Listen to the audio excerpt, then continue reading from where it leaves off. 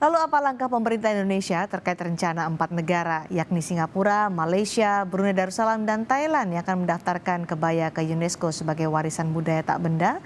Kami berbincang dengan Menteri Pariwisata dan Ekonomi Kreatif Sandiaga Uno. Selamat malam, Pak Menteri.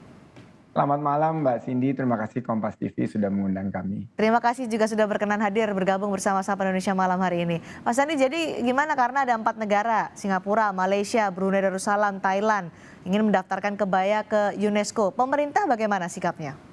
Ya pertama-tama kita mesti mengakui bahwa warisan budaya tak benda di UNESCO ini merupakan sebuah proses yang diupayakan untuk perlindungan, edukasi, dan tentunya peningkatan kapasitas komunitas. Juga ini praktek ekspresi yang ditransmisikan dari satu generasi ke generasi selanjutnya. Jadi ini adalah sebuah prestis, kebanggaan, dan pengakuan internasional yang punya nilai sosial dan ekonomi.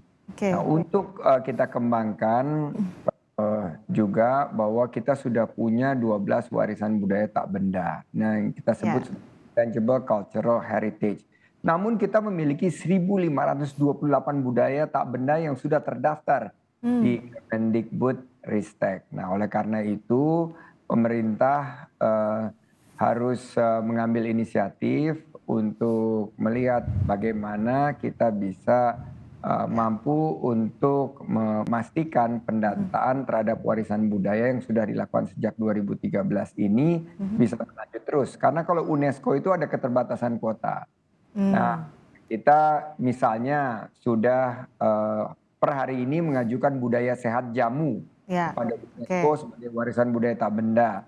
Dan berkas aktif ini akan menjadi pembahasan untuk tahun 2023. Nah, untuk 3 berkas nonaktif yang ngantri ini, ada Reok Ponorogo, ada tenun, ada tempe. Nah, ini kurang lebih 2 tahun ke depan, ini yang kita tadinya sudah yang ngantri ini Reok Ponorogo, tenun, dan tempe.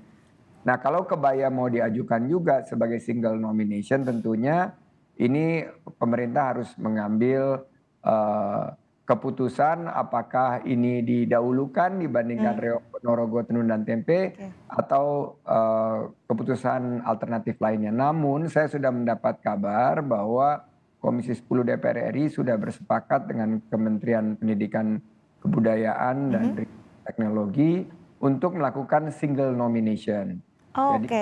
Jadi tidak bergabung dengan 4 negara itu ya, Pak Sandi? Betul, single nomination ini tentunya juga pernah kita lakukan di mana misalnya nih silat.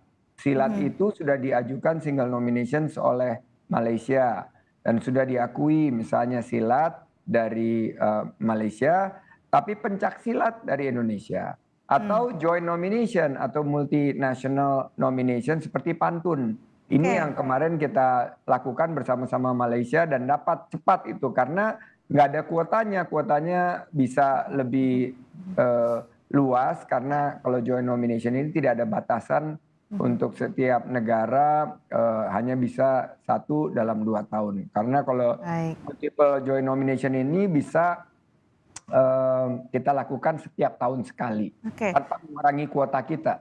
Jadi nanti diputuskan aja teman-teman di Kemendikbudristek, kami di Kemenparekraf akan memastikan bahwa kebaya sebagai busana atau fashion yang merupakan subsektor ekonomi kreatif ini bukan hanya menjadi tuan rumah di negeri sendiri, tapi juga bisa menjadi produk ekonomi kreatif yang kita banggakan untuk kita kenalkan kepada seluruh dunia.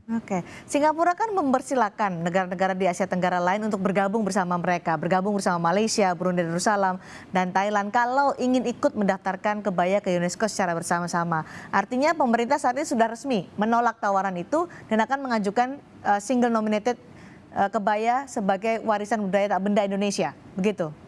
Ya, seperti pernyataan awal, saya waktu berdiskusi dengan Dubes Indonesia di Perancis, Pak Umar, kita membahas masalah ini dan ada terbetik satu opsi untuk bergabung karena kan kita ketua ASEAN dan kita baru sukses G20 dianggap sebagai world leaders dan ini saatnya kita berkolaborasi. Namun saya diberitahu beberapa hari setelah itu bahwa Komisi 10 dan Kemendikbudristek sudah bersepakat untuk mengajukan single nomination. So end of story. Nggak ada lagi, kalau sudah ada kesepakatan ya tinggal diperjuangkan. Namun mesti diperhatikan bagaimana nasib Reok Ponorogo, bagaimana nasib dari Tenun dan Tempe yang sudah duluan ngantri gitu loh. Apakah ini nanti single nominationnya bisa saja nanti setelah Reok Ponorogo, Tenun dan Tempe seperti kayak silat. Karena silatnya ada di Malaysia misalnya sebagai single nomination, tapi pencak silatnya ada di Indonesia. Jadi enggak, dan pengakuan ini kan bukan merek atau bukan paten ya. Tapi lebih bagaimana kita bisa mengangkat kekayaan alam, kekayaan intangible cultural heritage kita ini untuk nilai-nilai luhurnya warisan tak benda ini bersifat inklusif untuk kerekatan sosial kita dan budaya kita bisa hidup menjadi suatu yang bisa kita wariskan ke generasi selanjutnya. Ini menarik nih. Kita punya 1.528 warisan budaya tak benda di Indonesia per hari ini dan ini bertambah terus. Kalau kita mengikuti kuota tiap 2 tahun perlu 3.000 tahun sampai kita bisa semuanya didaftarkan di UNESCO. Jadi memang kita harus strategis melihatnya bagaimana yang kita share dengan negara lain, tapi keputusannya kan tentunya adalah keputusan bersama dan jika sudah diputuskan oleh Komisi 10 dan Kemendikbudristek, kami tentunya mengikuti dan akan mendorong agar kebaya ini menjadi suatu kebanggaan produk ekonomi kreatif kita. Proses untuk mendaftarkan sebagai warisan budaya tak benda ke UNESCO kan butuh waktu juga, Pak Sandi. Tadi diajak bergabung dengan 4 negara, mereka targetnya tahun 2024 ya kalau tidak salah untuk bisa mendapatkan atau terdaftar sebagai warisan budaya tak benda. Indonesia punya target sendiri nggak? Karena masih ada antrian Reok Ponorogo, kemudian tadi ada Tempe. Akankah diprioritaskan untuk kebaya ini? Ini keputusannya nanti tentunya di Kemendikbudristek yang terus akan berkoordinasi. Lead-nya memang di Kemendikbudristek, kami yang di ujung, kami selalu di hilir untuk mempromosikannya. Apapun keputusan yang diambil, nanti kita akan bantu untuk mensosialisasikan. Oke, kalau nanti prosesnya akan seperti apa? Karena bersaing dengan 4 negara yang lainnya sudah mengajukan Singapura, Malaysia, kemudian Thailand dan juga Brunei Darussalam. Kita akan seperti apa langkah strategisnya? Karena kan yang tertangkap oleh publik saat ini kesannya kok pemerintah kalah langkah sih dengan 4 negara yang lain?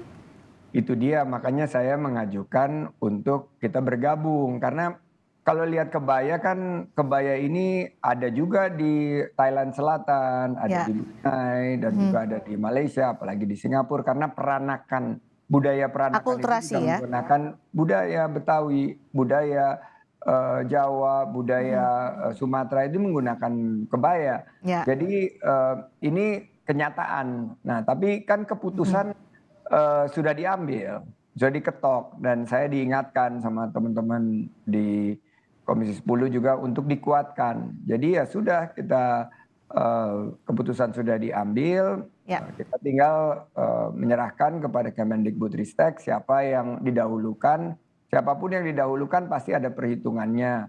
Dan tentunya kemarin Reok Ponorogo sempat ribut juga. Makanya kita mengajukan, betul, kita mengajukan. Nah, kalau ini dimundurkan lagi bagaimana nasibnya Reok Ponorogo?